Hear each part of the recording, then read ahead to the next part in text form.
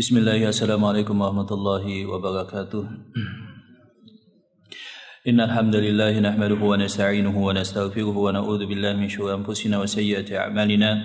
May yahdihillahu fala mudilla lahu wa may yudlil fala hadiya lahu. Asyhadu an la ilaha illallah wahdahu la syarika lahu wa asyhadu anna Muhammadan 'abduhu wa rasuluhu salawatullahi wa salamuhu alaihi. Tsumma amma ba'du. Jemaah sekalian, alhamdulillah segala puji bagi Allah Subhanahu wa taala.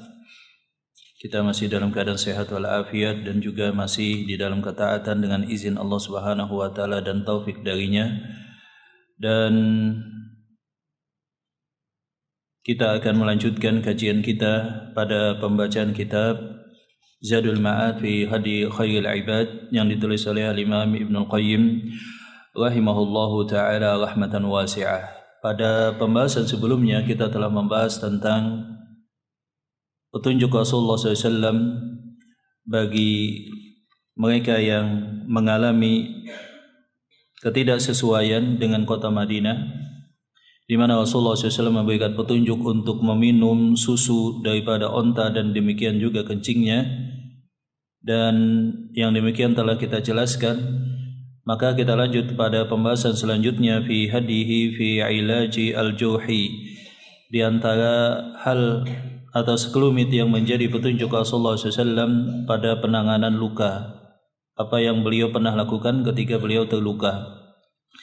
Wa fi sahihaini an Abi Hazim annahu sami'a Sahl bin Sa'd yus'alu amma du'iya bihi juriha Rasulullah sallallahu alaihi wasallam, jurhu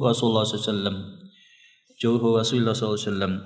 Dan di dalam hadis yang diriwayatkan oleh Al-Imam Al-Bukhari dan Muslim, diriwayatkan oleh Abu Hazim bahwa dia mendengar Sahal bin Sa'ad ditanya tentang apa yang dilakukan terhadap luka yang pernah dialami oleh Rasulullah SAW yauma Uhudin, pada saat peperangan Uhud. Sebagaimana yang kita ketahui bahwa kaum kafir Quraisy itu ketika mengalami kekalahan pada tahun kedua Hijriyah pada saat peperangan Badar, maka mereka merasa dendam terhadap kaum muslimin, merasa dendam pada kaum muslimin, dan mereka senantiasa mengingat kekalahan tersebut. Pada tahun berikutnya, satu tahun berikutnya, yakni pada tahun ketiga Hijriyah, pada bulan Syawal, dan sebelumnya Abu Sufyan, pemimpin daripada kaum Quraisy, senantiasa menyemangati kaum kafir Quraisy untuk membalas dendam. Dan terkumpullah pasukan kaum kafir Quraisy beserta beberapa suku yang mendukungnya, kurang lebih 3.000 pasukan. Kurang lebih 3.000 pasukan dengan 1.000 ekor onta dan pendanaan yang mencapai kurang lebih 50.000 dinar, atau kalau saat ini mungkin kurang lebih sekitar 350 miliar rupiah. Nah, saat itu mereka bergerak menuju kota Madinah, dan Rasulullah SAW telah diberitahukan oleh pamannya yang bernama Abbas bin Abdul Muttalib bahwa pasukan kafir Quraisy itu sedang berangkat menuju Madinah dengan persiapan yang sangat matang dan juga pasukan yang sangat kuat dan dengan perlengkapan yang sangat lengkap. Rasulullah SAW kemudian bermusyawarah bersama para sahabatnya, dan beliau mendapatkan bocoran daripada paman beliau Abbas bin Abdul Muttalib. Rasulullah SAW mengadakan musyawarah dengan para sahabat. Sebagian sahabat mereka mensarankan bahwa kita akan bertahan di kota Madinah. Kita lebih memahami kota Madinah, jalan-jalannya, bangunan-bangunannya, kebun-kebunnya, sehingga kita bisa menjebak pasukan kafir Quraisy di dalam kota Madinah. Adapun kalangan yang lebih muda, mereka merasa bahwa yang demikian terlalu berisiko. Dengan semangat mereka menyatakan bahwa kita harus menyambut dan melawan pasukan kafir Quraisy di kota Madinah, di luar kota Madinah. Dan itu terjadi ketika di siang hari. Kemudian sesudah asar, kemudian Rasulullah SAW memutuskan bahwa beliau akan mempersiapkan pasukan dan beliau akan keluar daripada kota Madinah menuju satu tempat yang bernama Bukit Uhud, ya, bersama 1.000 orang pasukan. Dan kita tahu kemudian di tengah jalan, ya, pasukan kafir Quraisy yang dipimpin oleh Abdullah bin Ubay bin Salul melakukan disersi dan pulang ke kota Madinah, sehingga yang tersisa hanyalah 700 orang pasukan dari kalangan sahabat radhiyallahu taala anhum ajma'in. Dan peperangan terjadi di kota Uhud, kurang lebih sekitar 3 km di sebelah timur laut kota Madinah. Dan Rasulullah SAW membagi pasukan pada 2 sayap. Ada yang kanan dan ada yang kiri. Kemudian yang kanan terlindung dengan bukit Uhud, sedangkan yang sebelah kiri itu lebih terbuka. Kaum kafir Quraisy juga membagi pasukan menjadi 3 sayap. Ada yang di bawah komando pasukan Khalid bin Walid, ada juga Amr bin As, kemudian juga ada yang di satunya dipimpin oleh Ikramah bin Abu Jahal. Pada awal mulanya, sebagaimana kita ketahui, pasukan kaum muslimin mendapatkan kemenangan, terbantu dengan pasukan pemanah. Tapi kemudian ketika tanda-tanda kemenangan telah tampak, sebagian kaum muslimin tergoda dengan harta rampasan perang, sehingga mereka mengambil harta rampasan perang atau ghanimah tersebut. Dan Khalid bin Walid bersama sebagian pasukannya, kurang lebih 200 orang pasukan, yang dibagi lewat pasukan berkuda, kemudian mengitari, dan kemudian terjadilah sebagaimana yang kita ketahui, pasukan kaum muslimin menderita kekalahan saat itu. Dan ada 70-an orang sahabat yang terbunuh. Di antaranya adalah sahabat yang sangat dicintai oleh Rasulullah SAW, dan juga merupakan paman beliau, yang dibunuh oleh Wahsy al-Habsyi.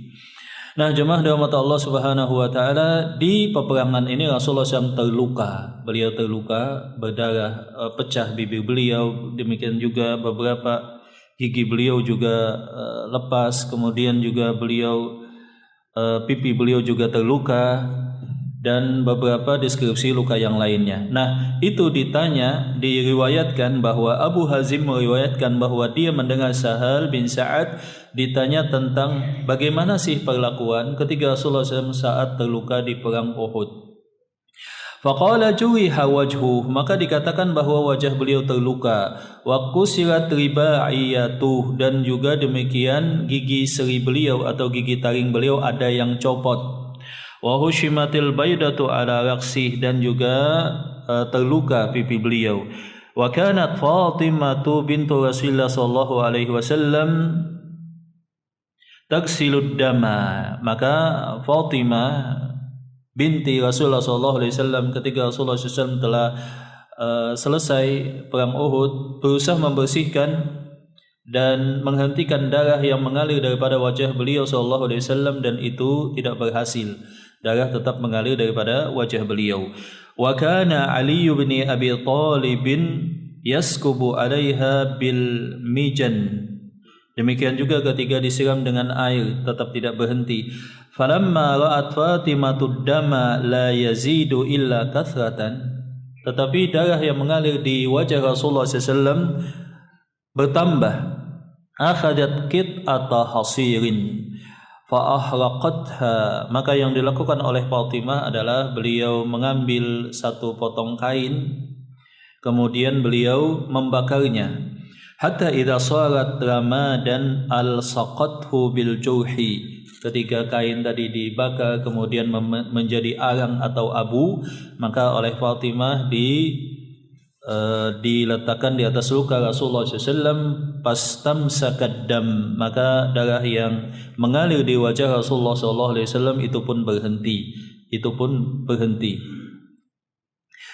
Waliramadil hasiril ma'muli minal bardiyyi fi'lun qawiyyun fi habsid dam.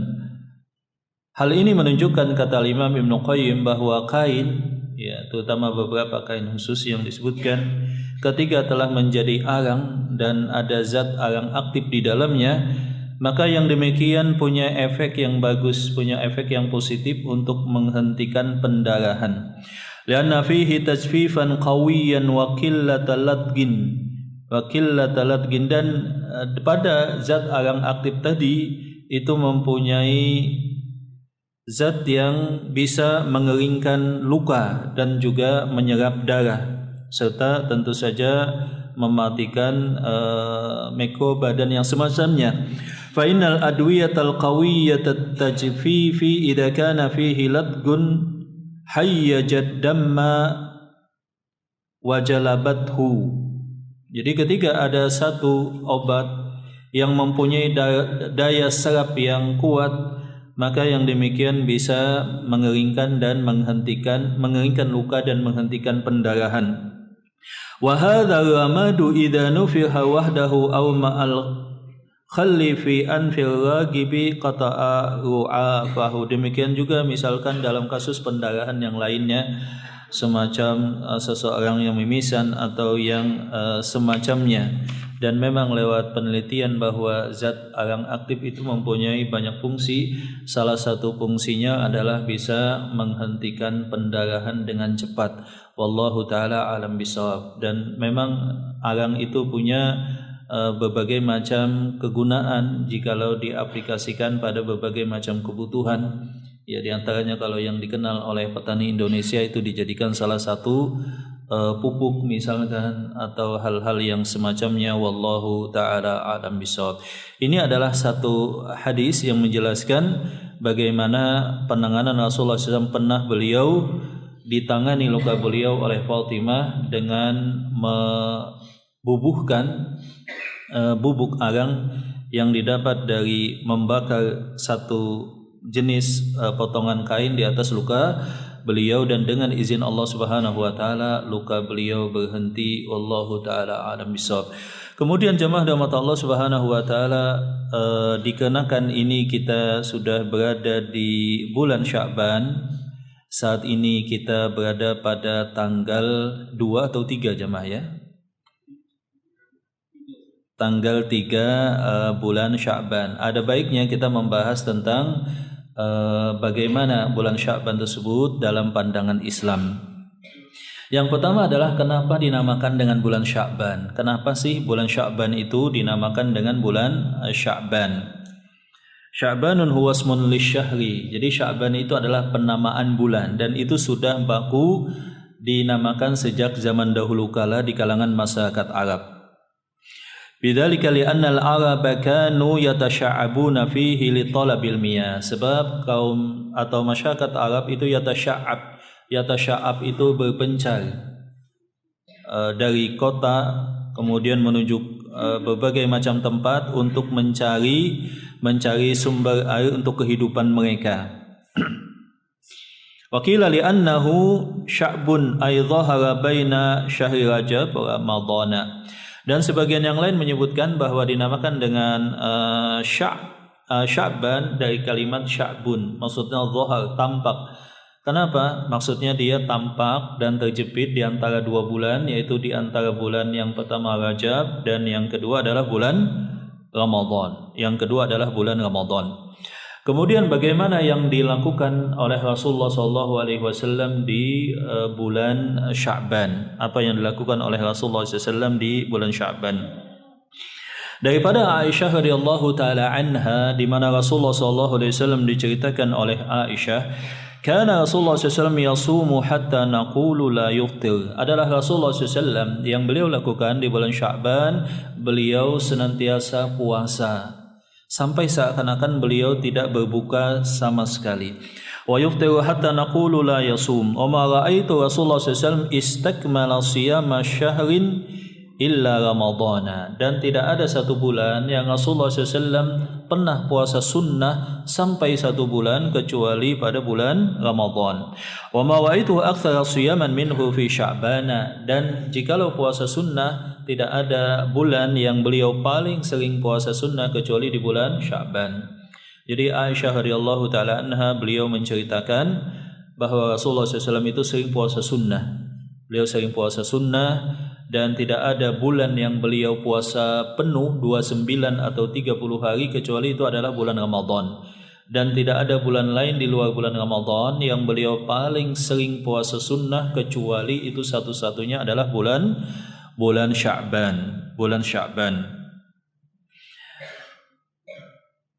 Karena itulah maka para ulama menyatakan ditekankan untuk memperbanyak puasa sunnah di bulan Ramadan, di bulan Sya'ban. Diperbanyak untuk puasa sunnah di bulan Sya'ban.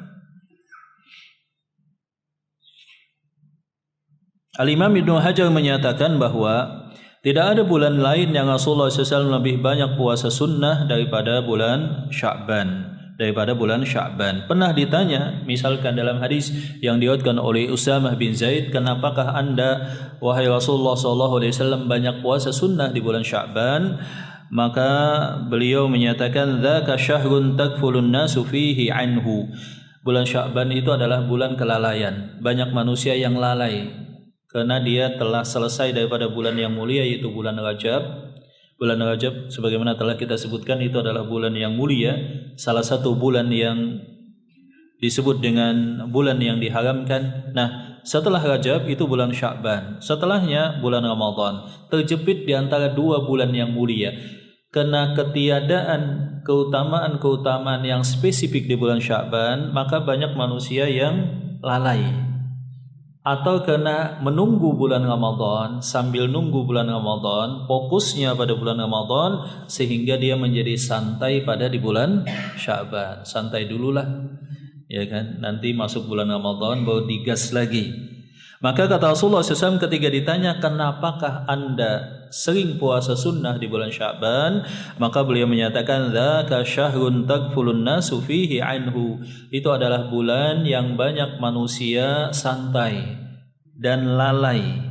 Baina Rajab wa Ramadan, di antara bulan Rajab dan Ramadan, wa huwa syahrun turfa'u fihi al-a'malu ila rabbil alamin. Dan itu adalah bulan, jikalau dalam hitungan tahun, bulan Sya'ban ini adalah bulan yang dikhususkan Allah Tabaraka wa Ta'ala mengangkat amal-amal hambanya. Wa uhibbu ayyufa amali wa ana shaimun, dan aku ingin ketika amalku diangkat, aku dalam keadaan puasa. Jikalau dalam hitungan pekan, ya sebagaimana kita ketahui itu pada hari Kamis, kemudian jikalau pada hitungan tahun, maka amalan manusia itu diangkat pada bulan Sya'ban. Dan sebagaimana kita ketahui, innamal a'malu bil khawatim, amal itu yang paling menentukan adalah di akhirnya. Rasulullah SAW oleh karena itu beliau senang dan ingin ketika amal beliau diangkat ke hadapan Allah Subhanahu wa taala, beliau dalam keadaan berpuasa sunnah. Wa fi riwayatin Abi Dawud kana ahabbu syuhuri ila Rasulullah sallallahu alaihi wasallam ay yasumahu Sya'bana thumma yasilhu bi Ramadan. Dan di dalam hadis yang lain diriwayatkan Abu Dawud, adalah bulan yang paling dicintai oleh Rasulullah. Beliau sangat senang untuk puasa sunnah. Bahkan hadis yang berkenaan dengan hadis Aisyah, puasanya Rasulullah SAW idzan ana shaim, ketika tidak ada sarapan, sebagian para ulama merujuk bahwa itu terjadi di bulan Sya'ban. Rasulullah SAW menyatakan, Rasulullah SAW mencintai bulan Sya'ban dan beliau menyambungnya dengan bulan Ramadan. Maksudnya sering puasa sunnah. Di dalam masalah puasa sunnah di bulan Sya'ban ini ada beberapa hadis. Yang pertama adalah hadis yang tadi kita bacakan. Jadi Rasulullah SAW tidak ada puasa sunnah yang paling banyak, paling sering melebihi puasa sunnah beliau di bulan Sya'ban.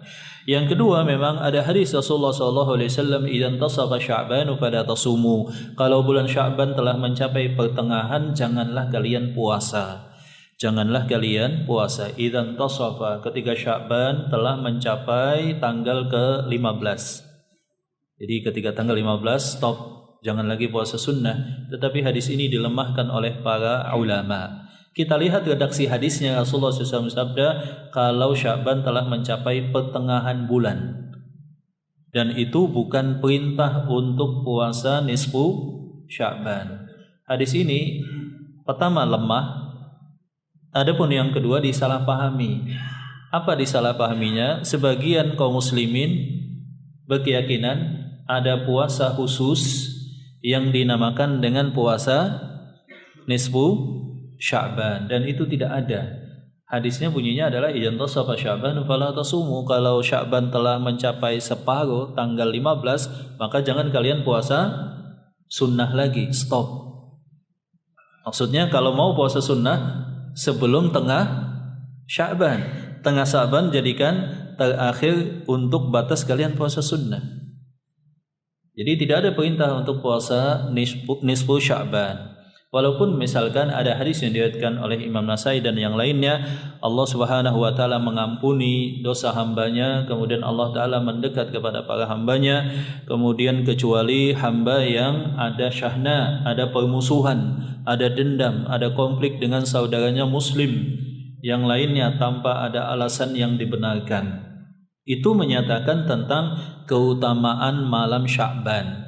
Kalaupun hadis itu dipandang hadis yang kuat, itu menyatakan tentang keutamaan apa? Malam nisfu Sya'ban dan bukan perintah untuk puasa di tanggal 15 Sya'ban.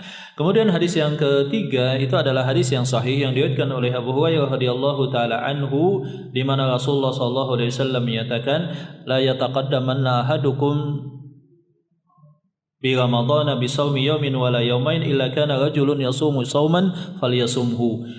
Janganlah di antara kalian mendahului bulan Ramadan dengan mempercepat puasa Ramadan 1 atau 2 hari sebelumnya, kecuali seorang laki-laki yang terbiasa puasa rutin, maka dia tetap boleh puasa.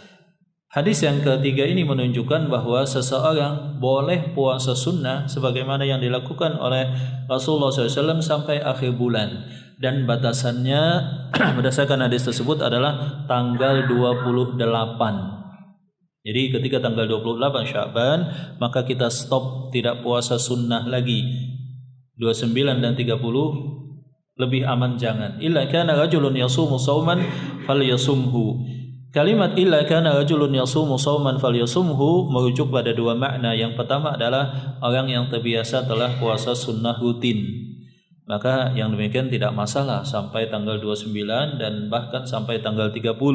Yang kedua merujuk kepada orang yang ada qadha dan niatnya adalah niat untuk qadha.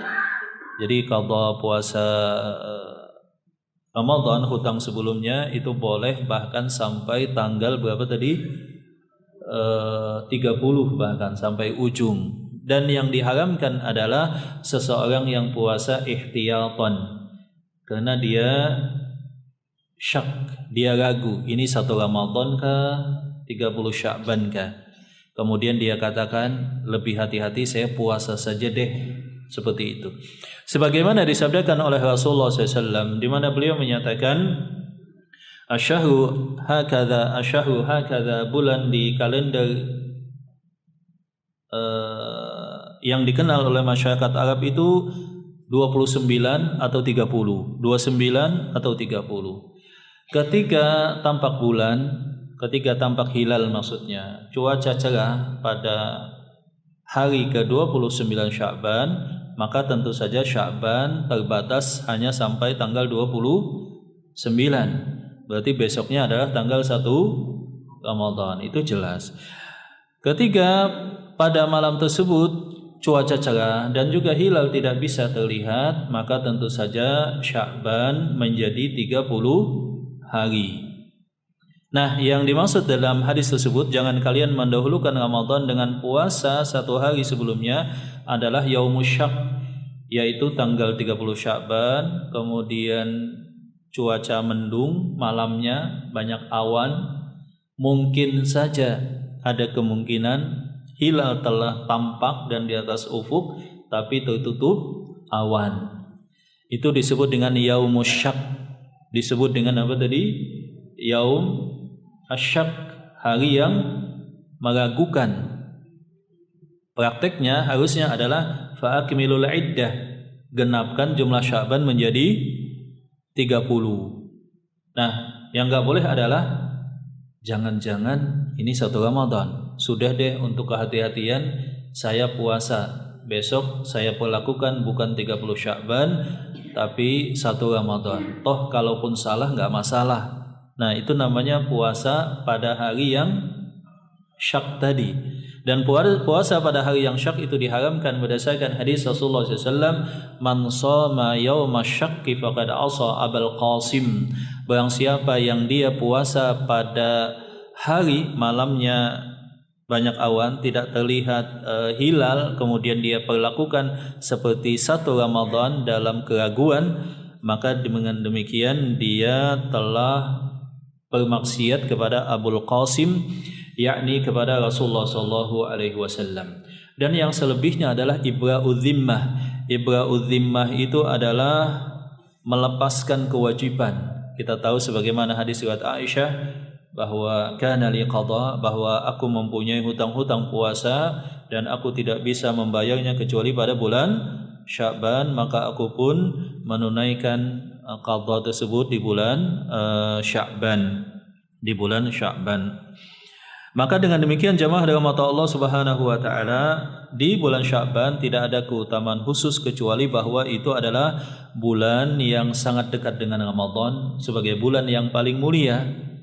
Dan ketika dekat dengan bulan yang paling mulia, cukuplah menjadi keutamaan bagi bulan Sya'ban.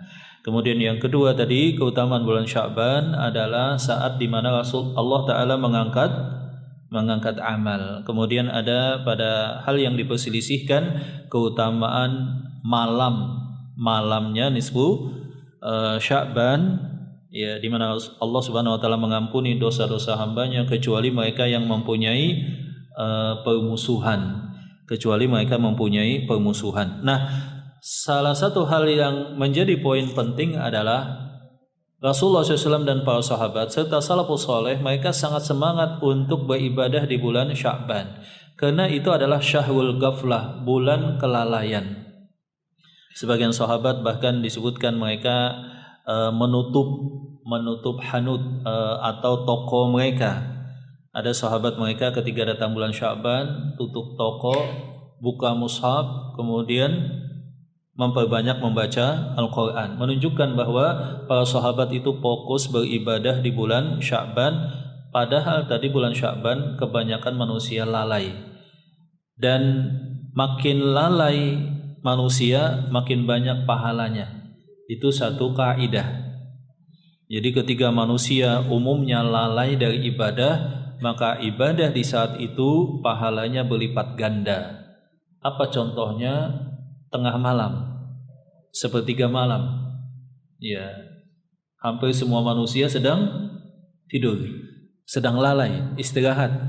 Nah, kalau ada yang bangun, itu luar biasa pahalanya. Kebanyakan manusia lalai di bulan Sya'ban. Selesai bulan Rajab, santai dulu dah, ambil napas, puas-puasin dulu, ya kan? Sebagian orang yang mau healing dulu, ya kan, yang mau shopping dulu, santai, nanti gas lagi di bulan Ramadan. Padahal itu adalah bulan yang manusia lalai.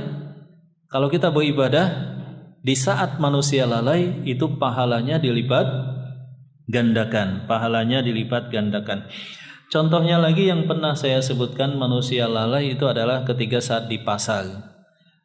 Ketika saat di pasar itu kan manusia lalai, maka kalau kita berzikir kepada Allah Subhanahu wa taala, pahalanya sangat luar biasa. Demikianlah kata para ulama, dilipat gandakan pahala salah satu faktor pentingnya adalah ketika manusia saat di tempat atau di waktu kebanyakan mereka sedang lalai, wallahu taala a'lam bissawab. Naam. Kemudian jamaah dirahmati Allah Subhanahu wa taala, hal yang lain adalah bahwa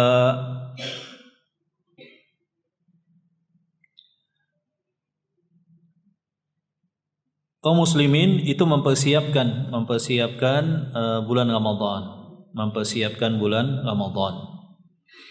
dan juga mereka bergembira atas datang bulan Ramadan. Berarti bulan Ramadan tidak lama lagi, kurang lebih sekitar 26 atau 27 hari, ya seperti itu akan datang, dan juga kita akan berjumpa dengan bulan Ramadan. Dan ini adalah satu hal yang sangat luar biasa, kesempatan yang mungkin hanya sekali, yang tidak akan terulang bisa saja, maksudnya sisa kesempatan yang tidak akan terulang yang akan dialami oleh seorang manusia. Maka kita jadikan Ramadan tahun ini lebih baik daripada Ramadan yang sebelumnya. Wallahu ta'ala a'lam bissawab. Jadi demikian tentang hal-hal yang penting untuk kita ketahui di bulan Sya'ban. Kita juga wajib bergembira hati kita dengan datangnya bulan Ramadan. Ya, qul bi fadlillah wa bi rahmatihi wa bidzalika falyafrahu wa khairun mimma yajma'un. Kita harus menganggap Ramadan ini sebagai salah satu rahmat dan karunia, kemudian kita bergembira, lapang dada dan bahagia. Demikian juga kita harus melakukan persiapan, baik itu persiapan ilmu, baik itu persiapan kesehatan, baik itu kesehatan harta juga, kesehatan harta. Ya, sebab terkadang Ramadan masuk, seseorang sakit. Tentu itu ya hal yang tidak baik buat seorang muslim. Kita inginnya masuk Ramadan kita dalam keadaan sehat. Sejak Syaban kita jaga-jaga kesehatan kita. Pantangan, ya hati-hati. Kemudian hal-hal yang bisa memperkuat dan menyehatkan fisik kita lakukan. Target kita adalah di bulan Ramadan kita dalam keadaan fit. Ya kasihan juga dan sangat merasa nggak enak. Pas Ramadan masuk kita juga masuk rumah sakit. Nah itu tentu saja nggak enak. Kita jaga kesehatan kita. Kemudian juga penting juga kita perhatikan keuangan kita. Ya, ini sering saya ingatkan bahwa ada paradoks di dalam masalah hal ini. Sebagaimana kita ketahui bahwa kita biasa makan 3 hari umumnya masyarakat Indonesia. Walaupun sebetulnya kata ahli kesehatan, lambung dan sistem pencernaan manusia itu tidak Allah SWT ciptakan untuk makan 3 kali. Terutama kalau udah usia 40 tahun ke atas. Itu akan kewalahan kalau kita makannya berapa kali tadi? 3 kali. Jadi sebetulnya makan itu ya 2 kali. Sebetulnya makan itu 2 kali. Ya makan besarnya maksudnya. Makan besarnya. Maka kita kalau lihat misalkan 1 bulan katakanlah untuk makan 1 keluarga 5 juta, 3 kali makan. Kalau makannya 2 kali berarti nggak perlu 5 juta lagi. Harusnya ada saving. Jadi katakanlah 3,5 juta atau 4 juta. Berarti Ramadan itu bulan surplus, Pak ya. Ada penghematan.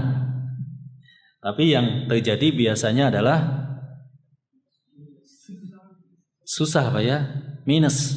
Nah, lalu kenapa bisa minus? Ya, padahal kan bagi seorang muslim biasanya sama saja. Bulan Ramadan dengan bulan di luar bulan Ramadan itu seharusnya minimal sama.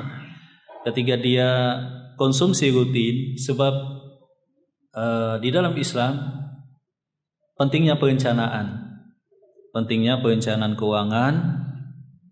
Jadi kita itu harus sudah merencanakan keuangan bulanan, tahunan, kalau perlu sampai seseorang pensiun atau bahkan sampai harapan hidup. Harapan hidup masyarakat Indonesia saat ini katakanlah rata-rata 70 tahun. Kemudian usia pensiun kita berapa? Rata-rata saat ini ketentuan pemerintah kalau nggak salah 58 menjadi 59 ke 70 berapa tahun itu ya? 21 tahun atau kalau di hitungan bulan menjadi sekian bulan. Nah, ketika normalnya kita menghabiskan pengeluaran rutin katakanlah 10 juta, berarti seorang muslim yang sebelum mencapai usia pensiun sudah harus menyiapkan. Ini saat nanti pensiun kurang lebih 20-an tahun usia harapan hidup, ketika tidak ada lagi aktif income misalkan, ingin fokus beribadah, kontribusi sosial, kemudian mendidik anak dan cucu, menghabiskan waktu dengan hobi dan yang semacamnya, itu harusnya sudah dirancang. Demikian juga kasusnya misalkan sebelum Ramadan, kita kan sudah rancang duluan. Biasanya keluarga itu tiap bulan ada budgeting khusus. 1 bulan katakanlah berapa, dan di dalam Islam budgeting itu ada 2 sistem jamaah. Yang pertama adalah berdasarkan pos. Pengeluaran rutin katakanlah 50%, 60%. Sisanya adalah kewajiban, cicilan, angsuran atau hutang. Kemudian dia harus menyisihkan untuk emergensi. Kalau sudah ada dana darurat atau emergensi, dia bisa beralih ke investasi. 3 minimal pos budgeting atau 4-5 pos budgeting. Yang kedua telah kita sebutkan adalah sistem budgeting 3/3. Berdasarkan hadis Abdullah bin Abbas ketika suatu saat, saya lupa Ibn Abbas atau Abu Hurairah, ketika seseorang mendengar ada suara, ternyata itu adalah suara yang diperintahkan kepada awan untuk menuju kebun fulan, dan terjadilah hujan lokal di kebun tersebut. Dilihat oleh seseorang, ditanyakan kepada petani, apakah rahasianya, kenapa hanya kebun Anda yang dituruni hujan? Maka petani itu tersebut menjawab, sesungguhnya aku ketika telah panen 1/3 untuk keluargaku, kami makan, 1/3 aku kembalikan sebagai pengembalian dan pengembangan modal, dan 1/3 untuk sedekah. Ini kan sederhana, ya, sederhana perencanaan keuangan, pengeluaran yang sangat sederhana. 1/3 buat makan, konsumsi rutin, 1/3 untuk apa jemaah? Pengembalian modal dan pengembangan, dan 1/3 lagi untuk infak. Berarti infaknya berapa persen itu jemaah? 33,33%. Masya Allah. Ini adalah pengaturan keuangan yang paling ideal dan tenang. 1/3 untuk kebutuhan rutin, 1/3 untuk pengembalian modal dan pengembangan, dan 1/3 lagi untuk sedekah. Nah, kembali tadi ketika Ramadan kan kok jadi minus, bukannya surplus. Apalagi ditambah di sana ada edisional tunjangan hari raya, minus juga. Sudah ngutang minus juga. Nah, berarti kan ada yang salah. Nah, yang salah jemaah dirahmati Allah Subhanahu wa taala. Yang salahnya itu adalah pada konsep tentang puasa. Di dalam Islam, puasa itu kan definisinya adalah al-imsak. Apa itu imsak? Menahan diri untuk tidak makan, tidak minum, tidak berhubungan. Pada makna dan perspektif yang lebih luas, juga menahan gak impulsif ketika belanja. Nah, puasa menahan. Ketika buka puasa pun tetap ditahan.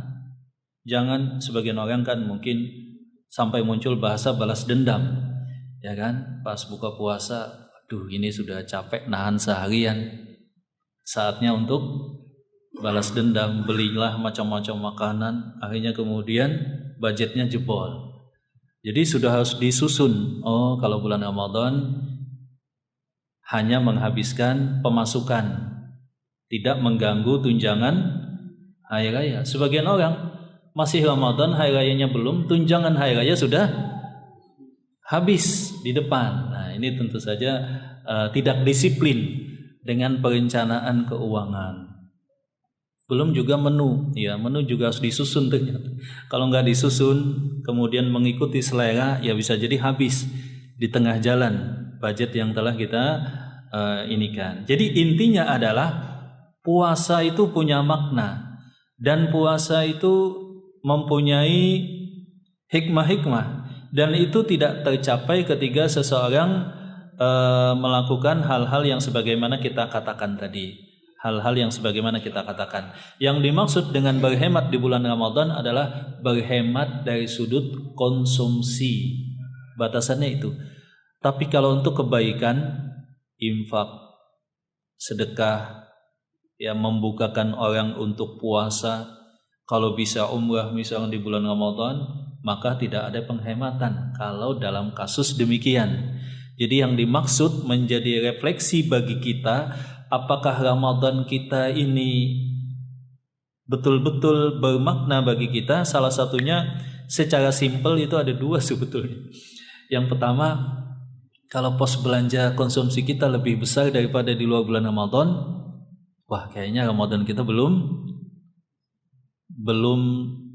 melangkah lebih baik kalau untuk konsumsi jemaahnya. Tapi kalau Ramadan tahun ini kok lebih boros, biasanya 5 juta, 10 juta rutin, ini kok 2 kali lipat. Setelah dicek, oh impaknya banyak, sedekahnya banyak, wah bagus itu. Berdasarkan hadis Abdullah bin Abbas adalah Rasulullah SAW kana ajwadun nas, beliau sangat pemurah. Wa kana ajwadun mimma yakunu fi Ramadan, dan beliau sangat pemurah ketika saat bulan Ramadan, mengalahkan angin yang berhembus. Angin yang berhembus seperti itu jemaah. Mungkin sampai di sini apa yang sempat kita sampaikan. Selebihnya mungkin ada pertanyaan, silahkan jemaah.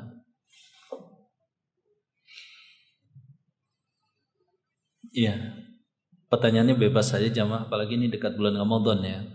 Apalagi dekat bulan Ramadan. Mungkin 2 atau 3 kali lagi kajian kita seperti itu. Silahkan jamaah.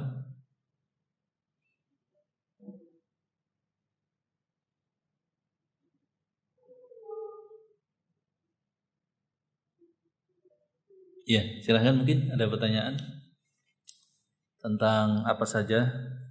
Tadi tentang Ramadan, tentang Sya'ban, tentang ya bagaimana keuangan di bulan Ramadan. Yang mau nanya tentang pajak juga boleh. Iya, ini kan lagi heboh memang tentang konteks begitu ya. Kalau ada yang mau nanya pajak dalam Islam juga boleh, sebab konsentrasi saya sebetulnya di ekonomi Islam kan begitu ya, di ekonomi Islam. Silahkan jemaah, mungkin ada pertanyaan.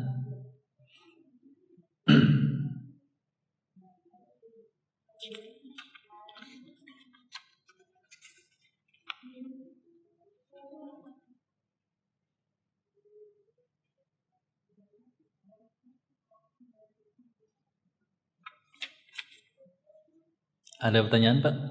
Silahkan. Ya. Innama su'al nisbul ilm. Sesungguhnya pertanyaan itu adalah setengah daripada ilmu. Ya, setengah daripada ilmu. Iya, silakan Pak. Iya.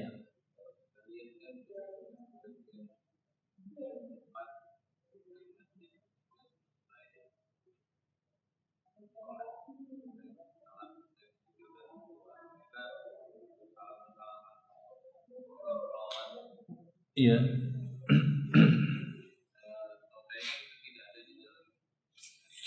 Iya.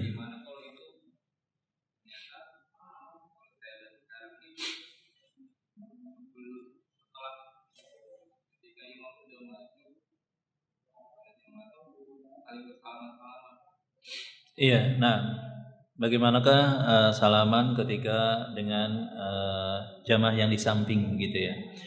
Jamaah rahmat Allah Subhanahu wa taala, al-musafahah atau jabat tangan itu adalah satu hal yang dimotivasi dan direkomendasikan dalam Islam. Dan itu ketika seorang muslim bertemu dengan muslim yang lainnya, kemudian yatasafahan, saling jabat tangan, menunjukkan kecintaan ya bagi saudara sesama muslim dan sesama mukmin, maka akan yatasaqat, akan berjatuhan dosa. Dan yang paling utama adalah yang paling belakangan melepas jabat tangannya, senyum, kemudian salam, kemudian jabat tangan. Nah, kadang ada momentum di mana kita mau sholat, di samping kita seseorang yang sudah lama tidak bersua, tidak berjumpa, kemudian kita salaman, gak masalah. Atau kita ya sebagai seorang muslim menyapa yang di sebelahnya, dan tidak ada memang perintah untuk menyapa yang di sebelah ketika sholat. Tetapi demikian kata para ulama, diperbolehkan dengan catatan imam belum jamaah Ya, sebagian orang mungkin salaman dulu, imamnya sudah salah, takbiratul ihram, itu adalah satu kesalahan. Atau satu kesalahan ketika itu menganggap sebagai satu hal yang baku. Sebelum sebelum takbiratul ihram, salaman dulu dengan kiri dan kanan. Ketika itu dilakukan sesekali, karena ini lama nggak ketemu, imam juga belum masih iqamah, imam juga belum takbiratul ihram, maka bukan hal yang menjadi masalah. Bukan hal yang jadi masalah, tapi jadi masalah ketika itu dianggap hal yang baku, rutin dilakukan. Kalau dilakukan karena insidental, sesekali, karena lama nggak ketemu, ini baru kenal dan masih qamat, nggak ada masalah sama sekali, nggak ada masalah. Wallahu ta'ala a'lam bishawab. Nah, taib, ada yang lain mungkin? Silakan. Jadi di Zadul Ma'ad tadi ada rekomendasi penggunaan arang gitu Pak ya, kayu atau batok kelapa yang telah dijadikan arang. Lebih detailnya antum bisa baca-baca, misalkan jurnal ilmiah tentang arang itu apa saja manfaatnya. Ya, itu ternyata puluhan manfaat arang dari kayu atau batok kelapa atau yang semacamnya dalam berbagai macam aplikasi penggunaan. Sampai di sini jamaah kajian kita. Kita tadi membahas tentang salah satu contoh yang dilakukan oleh Rasulullah SAW saat dalam keadaan luka. Ya, saat dalam keadaan luka. Wallahu ta'ala a'lam bishawab. Semoga bermanfaat. Barakallahu fikum. Alhamdulillahirabbil alamin. Assalamualaikum warahmatullahi wabarakatuh.